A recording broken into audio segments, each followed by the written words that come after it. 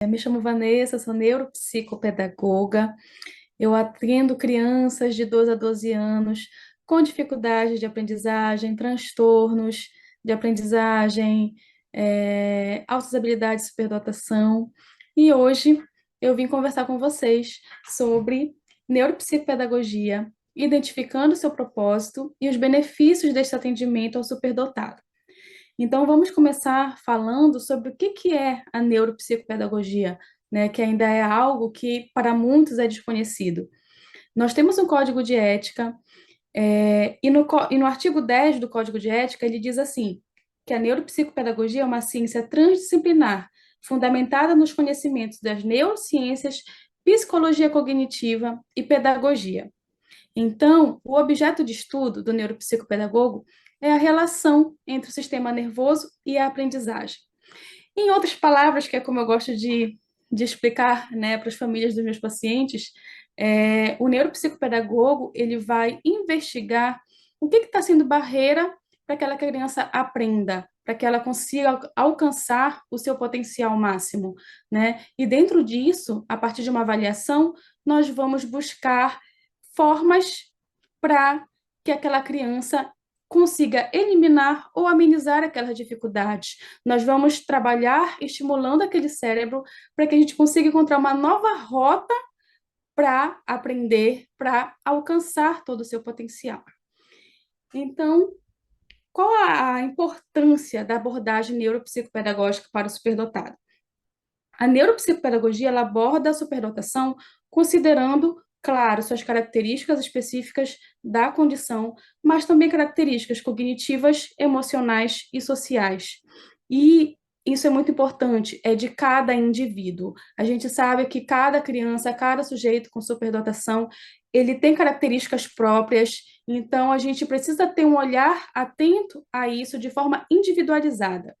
E uma coisa muito importante em relação a isso é a avaliação a partir de profissionais que conheçam sobre a condição, né? Porque hoje em dia a gente percebe muitos estudos até que revelam a grande quantidade de diagnósticos errados por conta disso, né? Porque os profissionais eles desconhecem o que é altas habilidades de superdotação e muitas vezes confundem com o TEA, transtorno do espectro autista, com o TDAH, né? E a gente sabe que as crianças, os adolescentes, as pessoas com superdotação, eles podem ter a dupla excepcionalidade, né? Podem ter a superdotação e ter junto um TDAH, podem ter a superdotação e ter junto também um transtorno do espectro autista e até dificuldades, transtornos de aprendizagem. Então, é muito importante que a gente busque profissionais que estejam por dentro, né,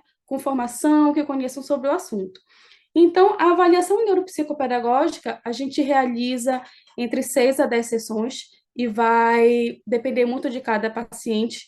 Nós avaliamos, começamos a avaliação com a anamnese, que é um fator principal, que é com a família. Nós realizamos essa anamnese para conhecer o histórico clínico, o histórico de desenvolvimento daquele sujeito, e isso vai nos ajudar a montar um raciocínio clínico, a buscar informações que nos indicam se existe ali, né, os indicadores de altas habilidades de superdotação, né, se de repente pode haver algum outro transtorno, alguma outra condição junta.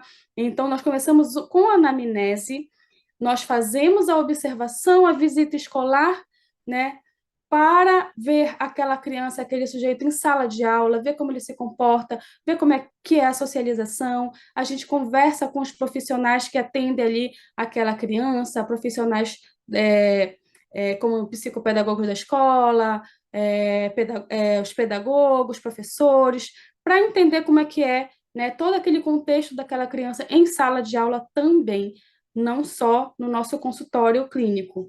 Então, o que que a gente avalia? A gente avalia a linguagem numa perspectiva neuropsicopedagógica, porque não é aquela avaliação que a gente sabe que é específica do fono, né? Então, a gente avalia numa perspectiva neuropsicopedagógica a linguagem, funções executivas como a atenção, memória, flexibilidade cognitiva, habilidades acadêmicas, português, matemática, e as habilidades psicomotoras também dentro de uma perspectiva neuropsicopedagógica.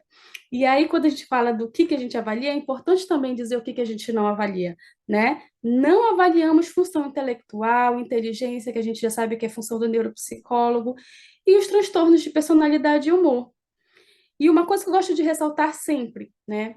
O neuropsicopedagogo, ele não dá diagnósticos. Então, às vezes a família chega com a gente querendo um diagnóstico. Eu acho que meu filho tem um TDAH, eu acho que meu filho tem uma superdotação, um transtorno do espectro autista, e ele quer um diagnóstico. E aí, o que eu gosto sempre de pontuar com a família? Que nós não podemos dar esse diagnóstico, né? Mas nós somos profissionais importantes dentro desse processo de avaliação, justamente por compor, né, saber que é importante essa composição de uma equipe multidisciplinar para avaliação, para garantir que aquela avaliação seja correta, evitar diagnósticos errados.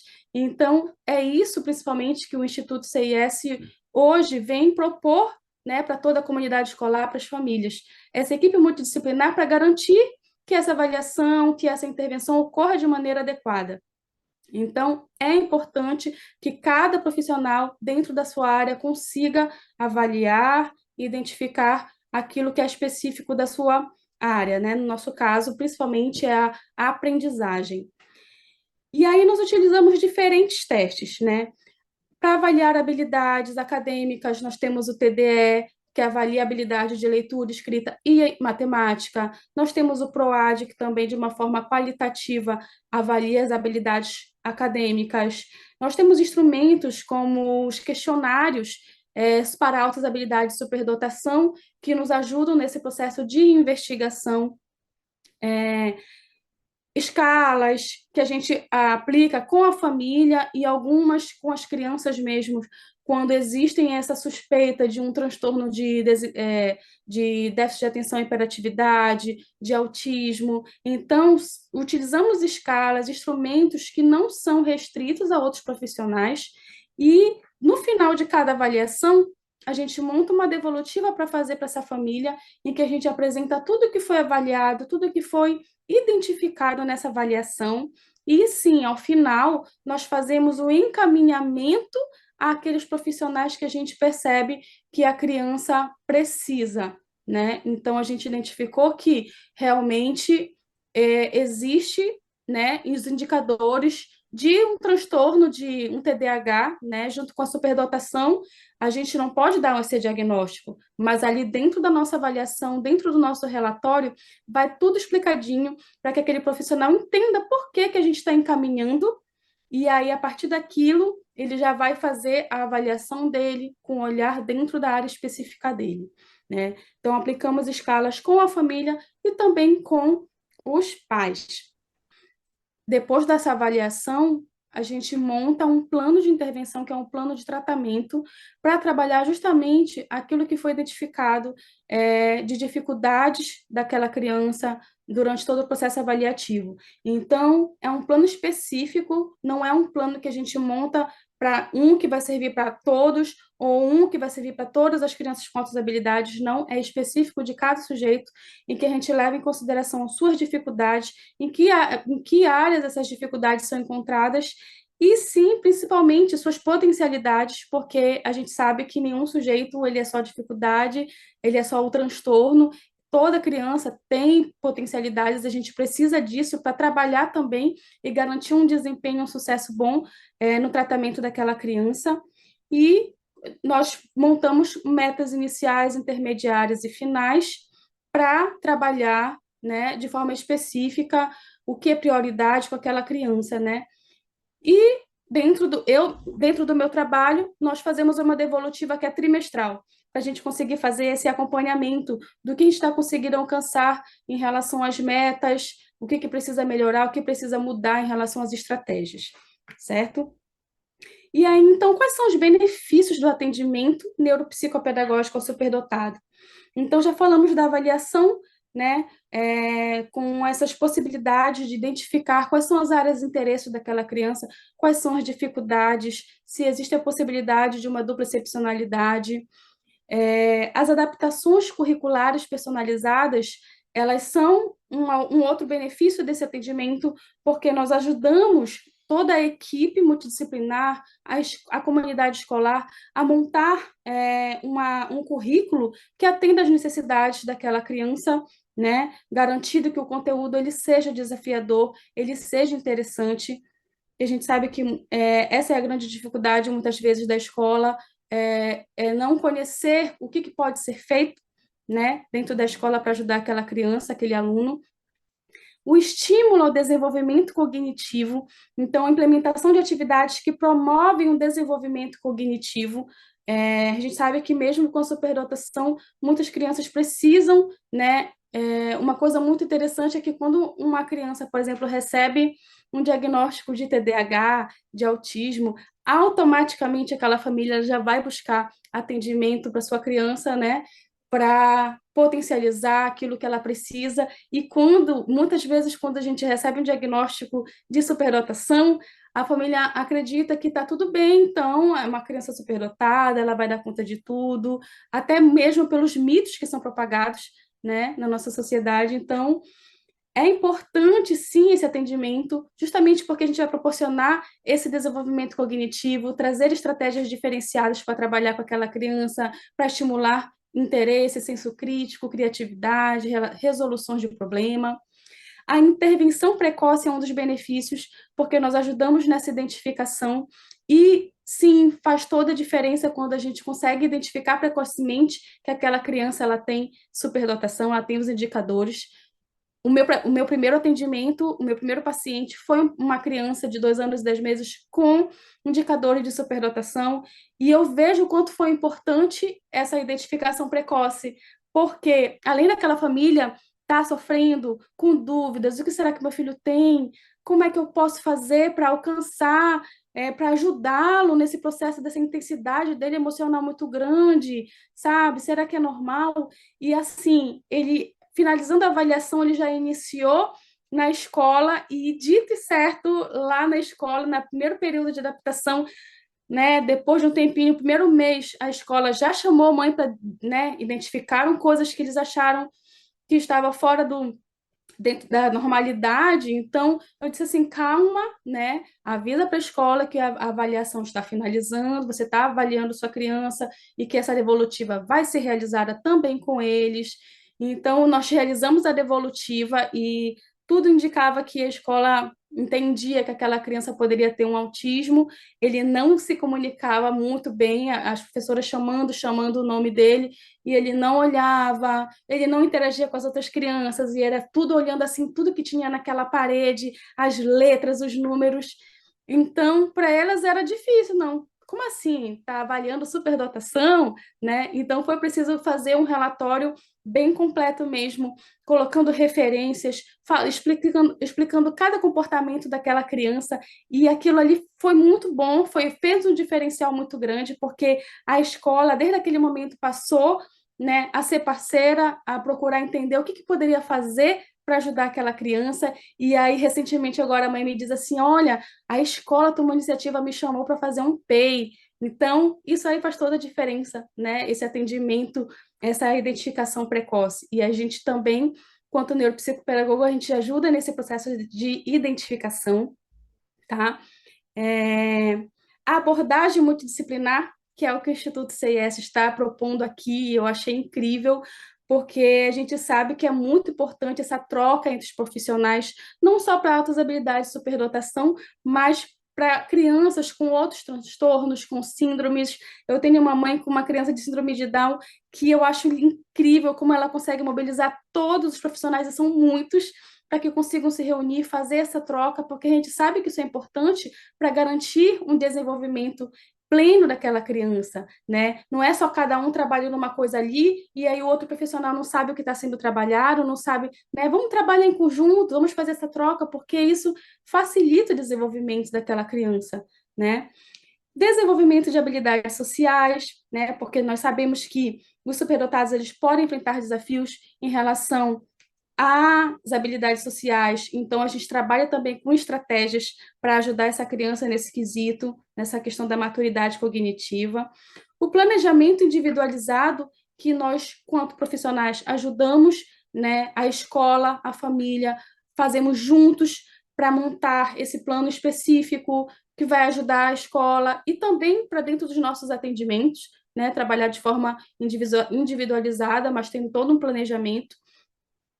As estratégias de ensino diferenciadas, que a gente sabe que isso é muito importante para a criança superdotada, principalmente, né, em que a gente precisa desafiar ela intelectualmente, permitir que explorem áreas do seu interesse de forma mais abrangente. Então, a gente vai oferecer estratégias e estímulos para que aquela criança consiga, de fato, né, desenvolver seu potencial. Então, não é só lidar com aquelas questões que ela tem dificuldade, né? Por exemplo, uma criança com dupla excepcionalidade que tem um TDAH, nós não vamos trabalhar estimulando e intervindo só para as questões do TDAH. É importante, sim, que a gente intervenha nessa questão do da superdotação, do que ela tem prazer, do que ela gosta de aprender, como ela gosta de aprender e oferecer estratégias diferenciadas para essa criança.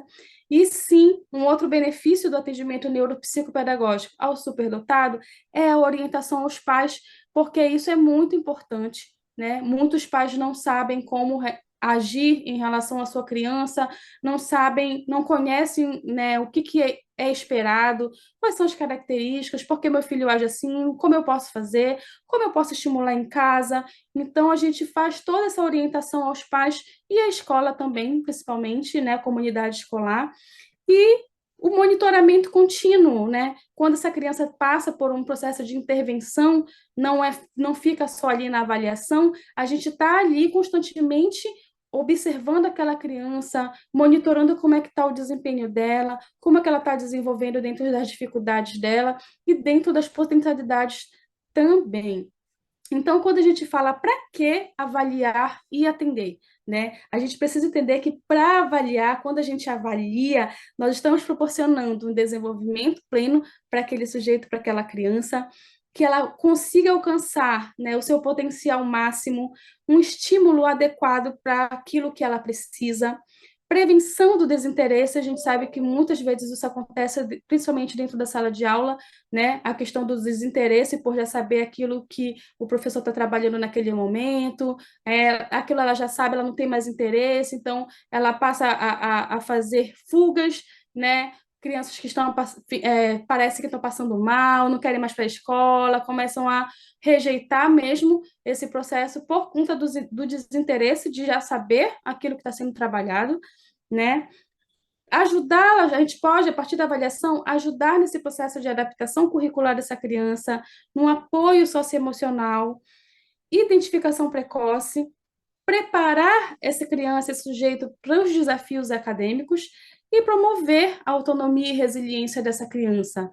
E para que avaliar, para que intervir? Eu trouxe para vocês um relato de uma mãe em que, após a avaliação, ela escreveu assim: quem vê esse pedaço de papel não imagina o tamanho da importância que ele tem. Para muitas pessoas, aquilo ali é só um monte de papel, mas para ela não era só isso. A partir daquele documento, ela conseguiu uma vitória, como ela diz. Foram meses de preocupação, de questionamento, de sofrimento, por não entender direito a condição do meu filho. E só quem é mãe sabe o quanto queremos ajudar e proteger nossas crianças.